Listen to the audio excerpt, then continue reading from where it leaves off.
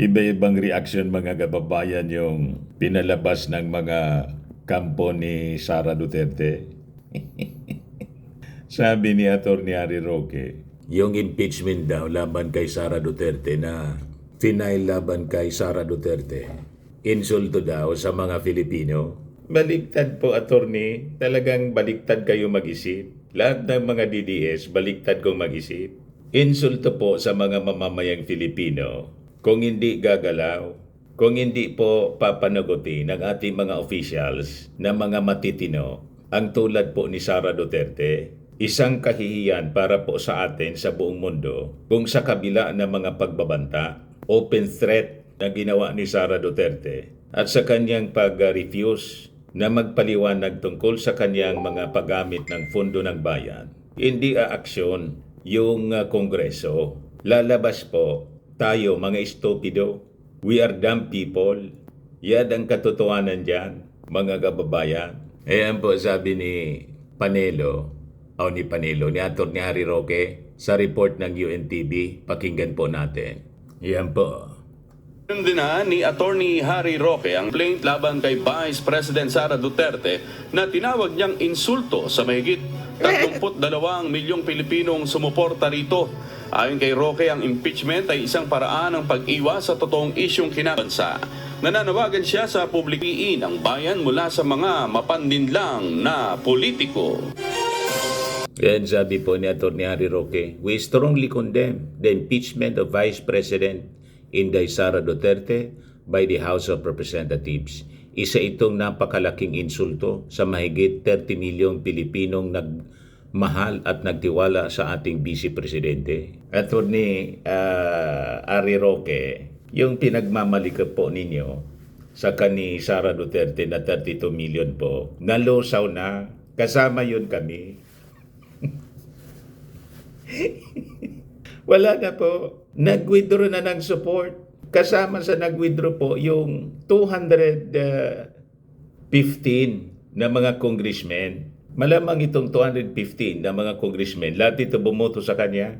Number 1 doon si Sandro Marcos, tapos si Martin Romualdez. Si Martin Romualdez po, campaign manager niya. Sumalang na nga lang siya sa mga meeting di Abansi po. Wala siyang kapagod-pagod, nagsasalita na lang sa microphone. Kasama si Martin Romualdez sa nag-withdraw ng support at si Sandro Marcos. Saka yung mga kasama, 2/3 ng members ng Congress. Kaya mali po yung mga sinasabi ng mga kasama po ninyo na kinikwenta ng boto. 32 million anya yung boto ni Sara Duterte laban sa ilan lang anya yung boto ng bawat congressman. 180,000. I-compute ninyo po ang 180,000 average halimbawa ng bawat congressman, kasi ang tawag sa congressman po, House of Representative o Representative of the People. Kaya nga po, House of Representatives ang tawag sa Kongreso. So kung ang bawat congressman ang nire-represent nila sa bawat distrito,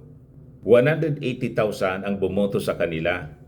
Average lang po. Ibig sabihin po, ang 215 na bumoto for impeachment, na may boto bawat isa, 180,000, 38 million. Multiply ninyo. 38 million na mga Filipino ang bumoto sa 215 na mga members ng Congress. So mas malaki sa 32 million ni Sara Duterte na bumoto sa kanya sa pagka-Vice Presidente. Naintindihan na ninyo? Yung 32 million na yon, mga kababayan, nag-withdraw na ng support.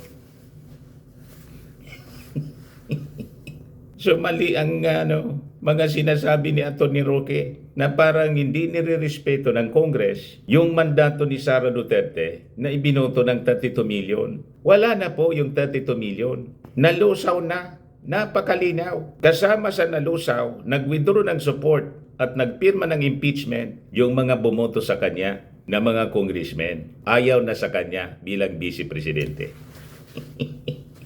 Bakit ayaw na sa kanya? Dahil sa kanyang mga pinagagawa. Nakasulat doon malinaw sa articles of impeachment yung mga kasalanang ginawa ni Sara Duterte na dapat niyang panagutan. Sabi ni Harry Roque, ay daskol o on all Filipinos to reclaim our land of birth from these political charlatans.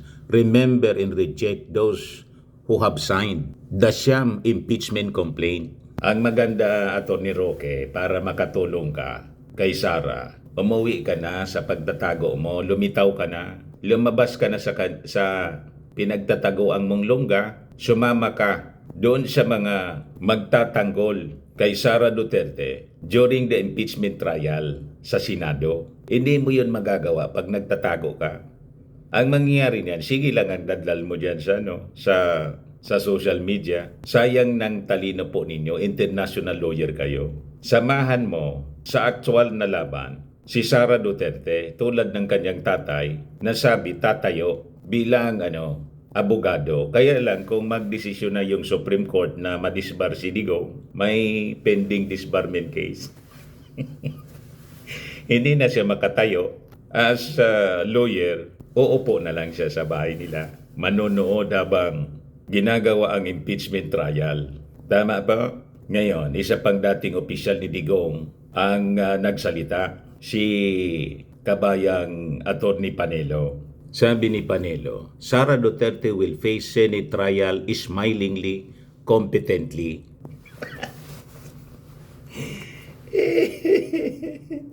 Si kabayan naman, joker talaga. Baka nga si Sara Duterte magwala doon sa Senado.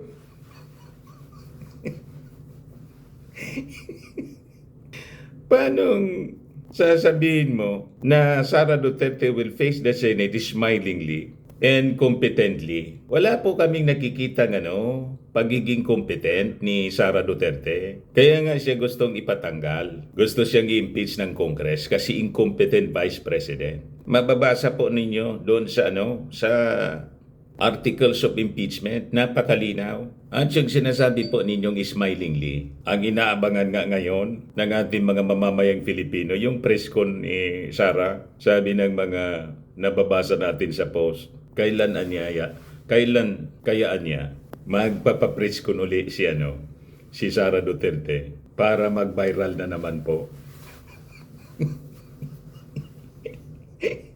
O diba? Baka nga ngayon, Panelo, si Sara Duterte nagwawala na sa kanilang bahay.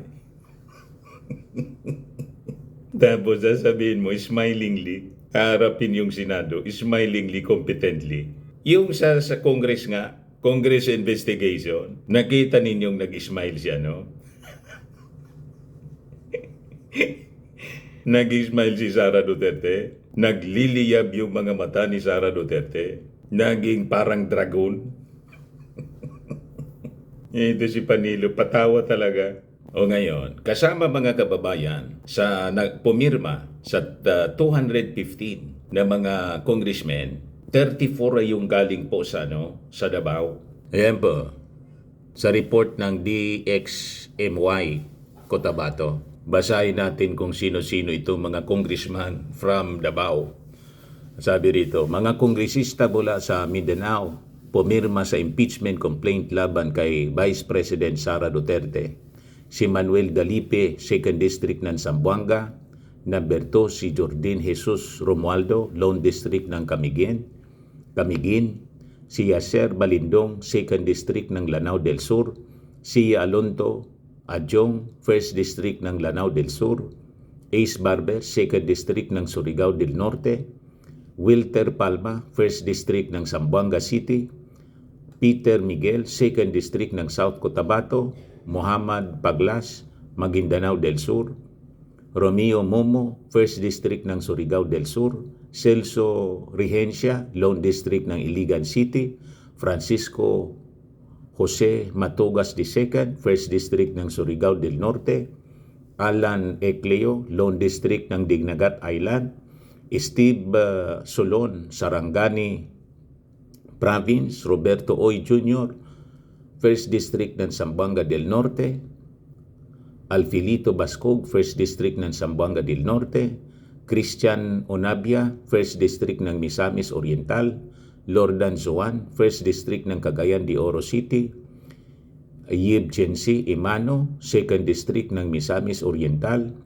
Joselito Sagdalan, 1st District ng Cotabato Province. Jose Aquino, 1st District ng Agusan del Norte. Monir Abison, 2nd District ng Sulu. John Tracy Cagas, Davao del Sur, may taga Davao. Dimple Mastora, Maguindanao del Norte with Cotabato City. Johnny Pimentel, 2nd District ng Surigao del Sur. Edward Plaza, 2nd District ng Agusan del Sur. Jason Almonte, 1st District ng Misamis Occidental. Glona Labadlad, 2nd District ng Zamboanga del Norte. Divina Grace Yu, 1st District ng Zamboanga del Sur. City Amina de Maporo, 2nd District ng Lanao del Norte. Adrian Amatong, 3rd District ng Zamboanga del Norte. Samir Tan, 1st District ng Sulu. Maria Alana Samantha Santos, 3rd District ng Cotabato. Loreto at Saron, Lone District ng General Santos City. Pang 34, Jose Manuel Alba, 1st District ng Bukidnon. So mismong mga kababayan ni Sara, mga kababayan sa Davao, may Davao del Sur saka sa Mindanao, mga Mindanaoan congressmen, ayaw na si Sara bilang Vice Presidente kasi kitang-kita naman po yung mga ginawa niyang mali. Tama po mga kababayan? So abangan na lang natin yung impeachment trial. Kasi sabi po ni Chisi Escudero, kahit naka-adjourn, pwede silang mag-reconvene. Depende sa pag-uusap nila sa Senado.